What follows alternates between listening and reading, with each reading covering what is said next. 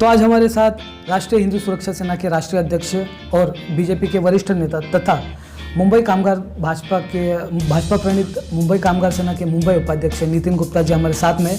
आइए हम जिनसे बात करते हैं, जिन्होंने आज तक कई सामाजिक मुद्दों पर अपनी लड़ाई जो है वो लड़ी है। नितिन जी, आपका बहुत बहुत स्वागत है हमारे चैनल में। नितिन जी, क्या बताएंगे आप ये जो राष्ट्रीय हिंदू सुरक्षा सेना के मार्फत जो काम कर रहे हैं?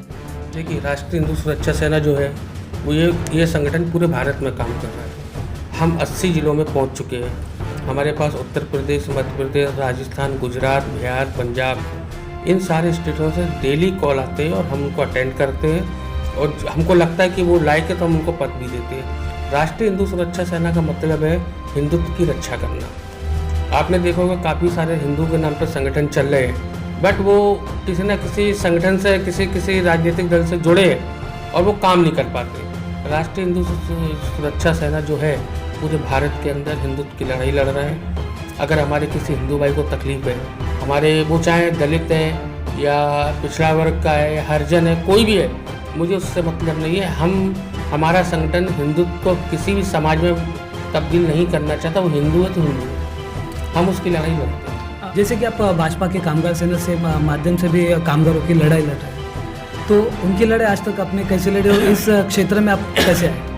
देखिए, भारतीय जनता पार्टी का ये मेरा दूसरा टर्म था जो उन्होंने मुझे भारतीय जनता पार्टी कामगार अघाड़ी का मुंबई का उपाध्यक्ष दोबारा नियुक्त किया है। मैं भारतीय जनता पार्टी के सभी नेताओं का तहे दिल से आभार प्रकट करता हूँ जो उन्होंने मुझे दोबारा जवाबदारी दी है। दूसरी बात, कामगारों के लिए हमेशा हम लोग लड़ते हैं। कामगार है, मजदूर है या सरकारी कर्मचारी है या मानो कोई पुलिस का अधिकारी है। देखो, कामगार बोले तो जो काम करते हैं वो संगठित हो या असंगठित हो, हमारे सारे लोग ही हमारे साथ में जुड़े हुए हैं। या वो डॉक्टर्स के या नर्स है, जो भी है, जो वेतन पाते हैं वो कामगार है।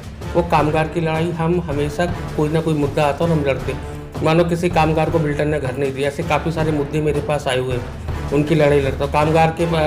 कामगार है वो एक्सपायर हो गया, उसकी पत्नी को अभी तक एसआरए में शिफ्टिंग नहीं मिला, ऐसे सारे काम आते हैं जिनके लिए हम काम करते हैं। नितिन जी, एक बात आप बताएंगे, लॉकडाउन के पीरियड में कामगारों की बहुत ही दुर्दशा हुई थी, तो उनको किस तरह दिलासा देने का आपने लॉकडाउन के बीच में ये कार्य किया? देखिए, मैंने देश की मीडिया और काफ़ी लोग जानते हैं कि लॉकडाउन के टाइम पे लोग अपने घरों में बैठे थे। मैं खुद बीमार था, लेकिन हमने और हमारी टीम ने मिलकर मुंबई के अंदर कामगारों को उनके गांव पहुंचाना, उनको मास्क वितरण करना, उनको टाइम पे खाना देना, उनकी हर समस्याओं को समाधान करने की हमने पूरी कोशिश की और हम सक्सेस भी हुए।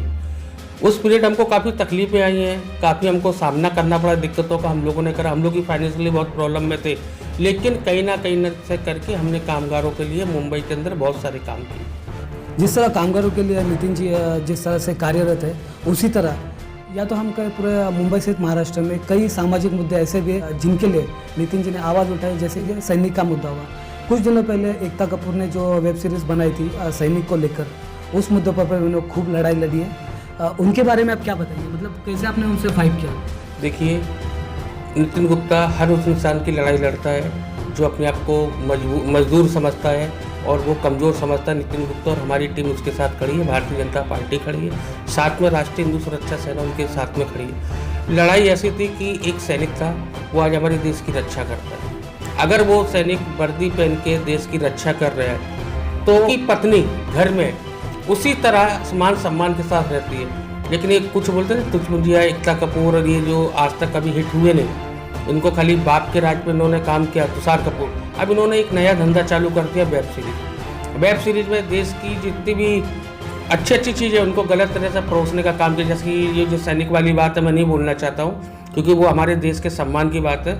जिस स्टाइल में उन्होंने वो पिक्चर को बनाया था, उसी स्टाइल में 2 दिन में मैंने उनकी पिक्चर को बंद करवाया, यूट्यूब से हटवाया। जहाँ तक कि एकता कपूर ने खुद बोला कि मुझे डर है, राष्ट्रीय हिंदू सुरक्षा सेना के लोगों से मुझे डर है, ऑफिस आना छोड़ दिया था और हमने वो पिक्चर को यूट्यूब से हटवाया। मैं सारे यूट्यूब के चैनलों से बोलना चाहता हूँ कि आप सांस्कृतिक हिंदुत्व के कुछ अच्छे काम दिखाओ। ऐसा नहीं कि ये विदेश नहीं है हमारा कि नंगे कपड़े आप दिखा रहे हो तो हमारे देश के लोग देखेंगे।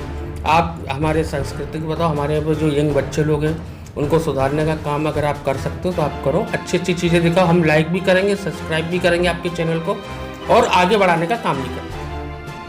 अभी आने वाले समय में कामगारों को लेकर आपने क्या क्या सोच कर रखा है कामगारों की लड़ाई के लिए? देखिए, कामगारों की लड़ाई हम लोग शुरू से लड़ रहे हैं। वो चाहे घर का काम वर्कर हो या मजदूर हो या सरकारी हो या असंगठित हो, जिसकी समस्याएं आती हैं हम उनके लिए हर संभव काम करते हैं। देश की मीडिया और हमारे जो साथ के रहने वाले लोग हैं वो भी इस चीज़ को जानते हैं। वो उनकी किसी भी प्रकार की समस्या हो, उनकी समस्या मतलब हमारी समस्या, उसको कैसे निपटारा करना चाहिए, मेरा 20 साल का राजनीतिक कैरियर है, मुझे बहुत अच्छे से मालूम। नितिन जी, आने वाले चुनाव में आपकी ये जो पार्टी है राष्ट्रीय हिंदू सुरक्षा सेना, इसकी तरफ से चुनाव लड़ने की कोई तैयारी है क्या? किस तरह से, किस रास्ते पर देखिए, राष्ट्रीय हिंदू सुरक्षा सेना एक हमारा संगठन है। अगर कोई लड़ना चाहता है, कोई हिंदू आदमी है और वो लड़ना चाहता है मान सम्मान के लिए, हिंदुत्व के लिए, तो हम उसका वेलकम करेंगे। बाकी हमारा कोई राजनीतिक दल नहीं है, ये हमारा सिर्फ संगठन है। संगठन है हिंदुत्व की रक्षा के लिए। लेकिन अगर कोई हमारे हिंदूवादी, हमारे संगठन के लोग जो हैं, अगर उनके अंदर एक्टिविटीज़ है और वो चाहते हैं कि हम लड़ेंगे, तो उनको हम ना नहीं बोलेंगे, हम उनका स्वागत करेंगे। और यह सवाल हमारा कि चुनाव आने वाला, देखिए पार्टी अगर हमको जवाबदारी कुछ देगी तो हम उसको निभाएंगे। पार्टी ने मुझे इलेक्शन लड़ने, टिकट लेने से पहले ही मुझे बहुत सारी अच्छी जवाबदारी दी है। मैं आपको बता देता हूँ कि महाराष्ट्र वन विभाग का मैं सदस्य हूँ। उसके बाद मैं केंद्रीय सैनिक शिक्षा बोर्ड, भारत सरकार, उसका मैं सदस्य रह चुका हूँ।